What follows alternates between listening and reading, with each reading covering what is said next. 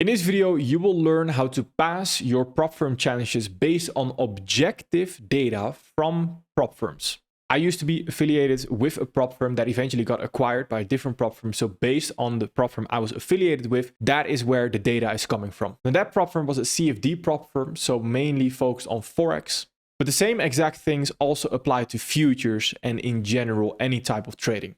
Now, without further ado, let's dive straight into it right here. So first, understanding the statistics that we had. So the success rate was the following. On average, we saw that about 22% of the total accounts actually passed phase 1. Now, the passing of phase 2 was even lower. So actually, a small minority passes a full challenge and gets to a live account, let alone then gets to a payout. Now, the reason why this is, so what is the difference between these winning traders and these losing traders? That's what we're going to dive into.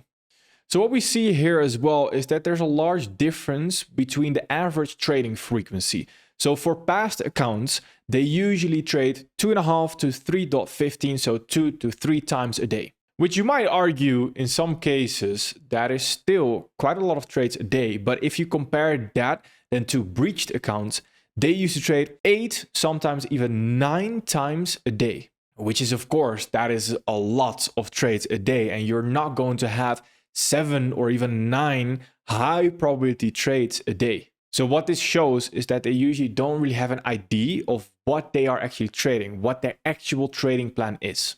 Now, next to that, we see a large difference in risk to reward ratio. So for past accounts, the risk to reward ratio is very healthy. It's from 2.5 RR right there. Where on the contrary, we see that breached accounts right there have a negative RR most of the time. So the RR is very low. And if you have a negative RR, so you're risking 1 RR to get potentially 0.5 RR, so half of what you're risking, then you need to have an incredible win rate to make up for that. Where the past accounts, if you aim for a little bit more and you combine it nicely with your win rate, then it's a better overall combination.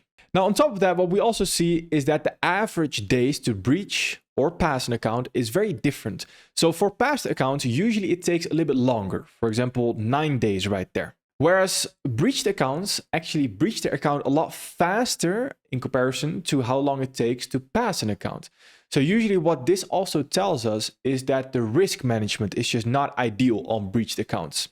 So the longer your account can essentially survive, so the lower risk you use, the more shots, the more chances you are going to have to actually pass that account eventually. So that's why, on average, it takes longer to pass an account than to breach it, because the people that breach an account use, for example, 4% the full daily drawdown as their risk on a trade. And then, well, it doesn't take a whole lot of time to then breach an account. Now we're also going to dive into the more specific differences between winning and losing traders. Where we're going to start off with understanding what these losing traders do wrong, essentially.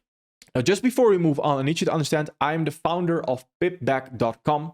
PipBack.com essentially pays you to buy prop firm challenges through us. So you can earn up to 8% cashback on your favorite and also reliable prop firms. And on top of that, you get the highest available discounts with those prop firms. So in the long term, if you build up your account with PipBack.com, you're going to save yourself a whole lot of money. So first of all, understanding the losing traders before we dive into the winning traders. What we generally see with losing traders is that breached accounts struggle with risk management, overtrading, and poor execution discipline. So to get a little bit more specific, they have a lot of risk management issues. So first of all, there's already a lack of stop loss and take profit. So that means where in some weeks, up to 50% of breach traders did not even use a stop loss or take profit. So that means when they place an entry, there's no stop loss, there's no take profit. They're just, well, hoping, I guess. So this also goes to show, but we're going to dive into this a little bit deeper as well, that it doesn't take a whole lot to already be better than a lot of traders. Due to the fact that we see right here objectively, a lot of traders don't even use a stop loss or take profit. Now, what we see after that as well is that scalpers tend to have poor risk management, with many exceeding daily or maximum drawdown limits. The reason why this oftentimes is because of the following. So the constant lot size usage leads to high exposure and volatility in their profit and loss swings. So what we saw was that scalpers use constant lot sizes. So for example, one lot. For example, for futures traders, that might be if you always use 5 minis, no matter the circumstance. So even sometimes when the stop loss of those traders becomes very large, becomes bigger than usual, so they keep the trade open, especially when they don't use a stop loss or take profit. And then when you then have a lot size that is meant to be used, or a contract size that is meant to be used for a specific amount of stop loss that you have. So your stop loss size, because anything below that stop loss size is going to result in significant amount of losses. So essentially, to summarize that, if you don't dynamically adjust your risk based on your stop loss size, and you're constantly using the same lot size for no matter how big your stop loss essentially is, that's not ideal. That's going to result in bigger losses than what you might expect. Now, in turn, what we then also saw is what we talked about already previously, is low risk to reward ratio, very low across breach trader, negative RR even. Then losing traders are also, we see, more involved in direct news trading. So what we can see from these losing traders is it becomes almost this sort of gambling. There's almost no trading involved even. It becomes very gambling-like. Now, what we mean with direct news trading is that they execute, for example, on a CPI directly at the exact moment CPI drops. So when the most volatile time is in the market. Again, if that goes for you, perfectly fine, but sometimes it might go against you. And when it goes against you, it can result in a lot of losses, can result in large slippage as well. So the trading behavior that we see is that overtrading is also a major problem, with breach traders averaging 7 to 9 trades per day, not understanding fully what they are exactly waiting for, which is a problem. You don't understand really your trading plan. Then scalping is a dominant strategy among breached traders, with up to 70% of breached traders actually scalping, which is quite funny because we offered a normal account similar to what FTMO does. You offer a normal account and you also have a swing trading account. We did the same thing. We know that swing traders were actually more profitable and did a whole lot better than scalping traders. So that went for example, the normal account.